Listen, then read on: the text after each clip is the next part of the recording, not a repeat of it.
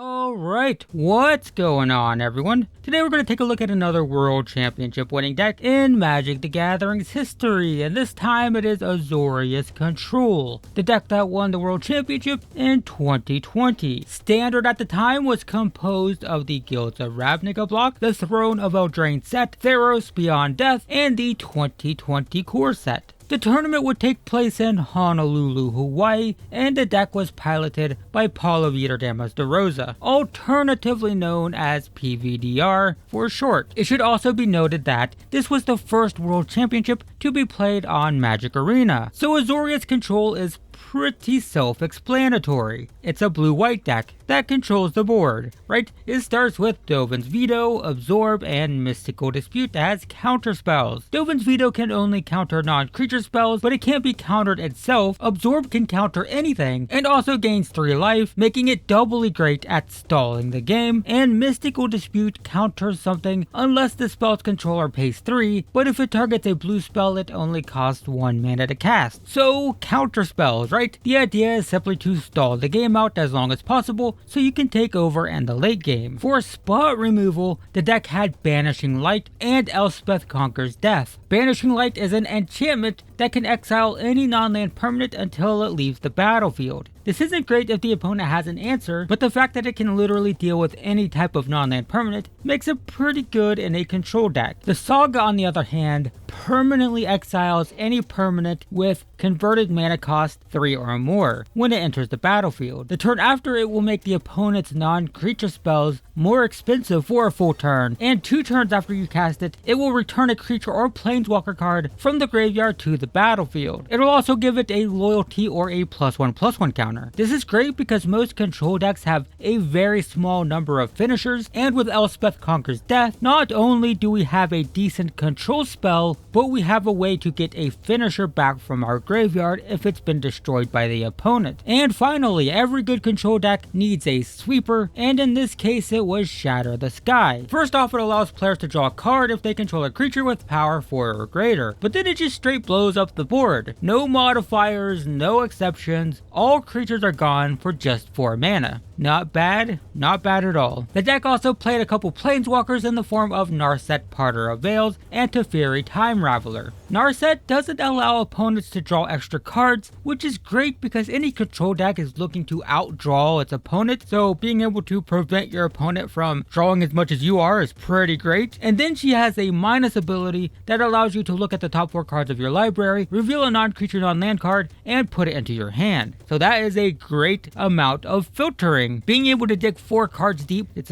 pretty good, guys. And the Teferi is all about control. First off, turns your opponent's instants into sorceries. It basically turns off all counter spells your opponent might have, and making your opponent play all of their cards as stupidly as possible, which is to say, on the main phase, they can't play stuff at instant speed, they can't try to trick you, they can't try to manipulate the stack in any way, like they have to play as simply as possible, and that's pretty great for a control deck. His +1 ability allows you to play your sorceries at instant speed, which only includes Shatter the Sky in this case. Then the minus ability allows you to bounce a permanent and draw a card. That's basically everything a control deck wants to do. You get to disrupt your opponent and draw a card on one single ability that you can do multiple times if it sticks around long enough. So yeah, Teferi is it's a good card. Good card in control decks. That's a good card. The deck also played Omen of the Seas and Thirst for Meaning. For digging, the Omen allows you to scry 2 and draw when it enters the battlefield, and you could sacrifice it to scry 2 again. That's pretty good as it is, just as a way to filter your draws, but you can also minus Teferi to bounce the Omen and draw a card from Teferi's ability. So you can scry 2, draw, then bounce and draw, then play it, scry 2 and draw again, and that's a lot of digging for a control deck after it's stabilized. Like if you've already got control of the board, if you've got more cards in hand, your opponent's board is empty, and they're in top deck mode, being able to scry 2 draw, bounce draw, scry 2 draw with 1 card is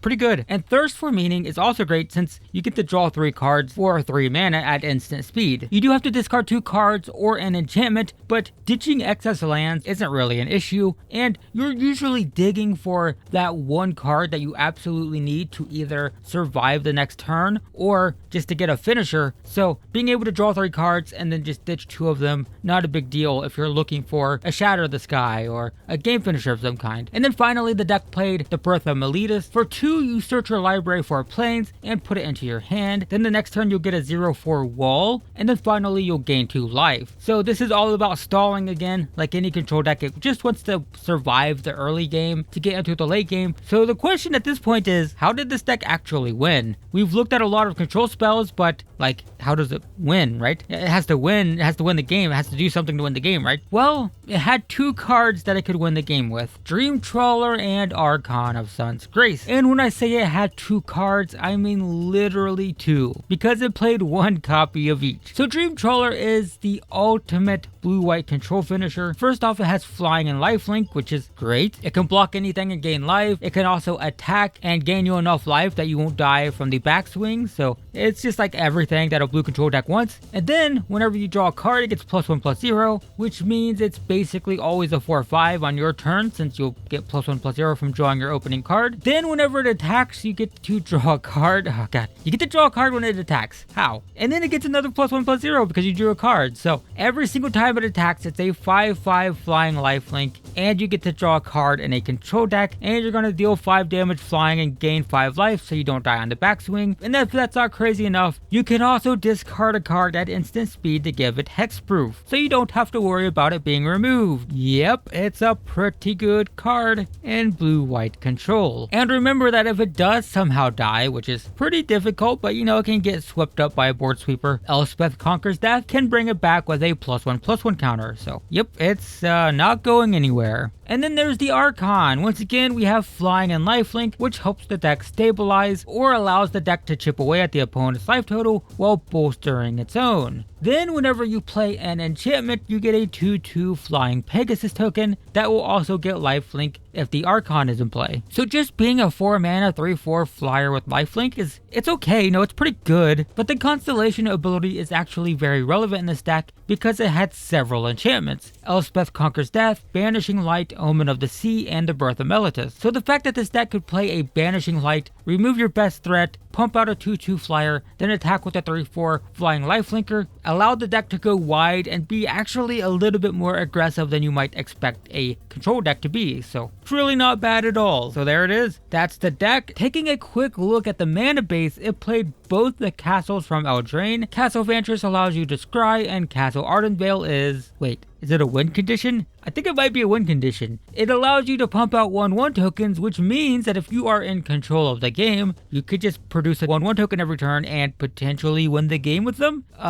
So there you go. I lied. There's 3 win conditions, guys. Dream Trawler, Archon of Sun's Grace, and Castle Ardenvale. Yep, totally a win condition, for sure. The deck also played Field of Ruins, which allows you to blow up the opponent's castles or whatever else they might care about. It also had Hallowed Fountain, Temple of Enlightenment, and Fabled Passage for dual lands, Hallowed Fountain being a shock land, Temple being a scry land, and Fabled Passage allows you to search your library for any basic land you want, and it'll come into play untapped if you already control a few lands. So yeah, not bad. And then it fills up the rest of the mana base with a few basic lands. And just look at these things. They're weird but cool, question mark, possibly. They're interesting. And taking a super quick look at the sideboard, it had extra copies of Dovin's Veto and Mystical Dispute, so it could change up those ratios as necessary. It also had extra copies of Narset and Archon of Sun's Grace for the same reason. It had Glass Casket and Ether Gust. The Glass Casket is like Banishing Light, but it's cheaper and can only target smaller permanents, and Ether Gust is a counter or bounce spell that allows you to put something that's green or red on the top or bottom of the opponent's library, but they get to choose. It also had Cerulean Drake for red aggro decks, since it has protection from red so it can block forever, and it can also counter spells if necessary. And then finally it has Commence the Endgame, which lets you draw 2 cards and amass X, and that's the deck. That is Azorius Control. Azorius Control with 2 cards in the main board that can win the game. Well, 3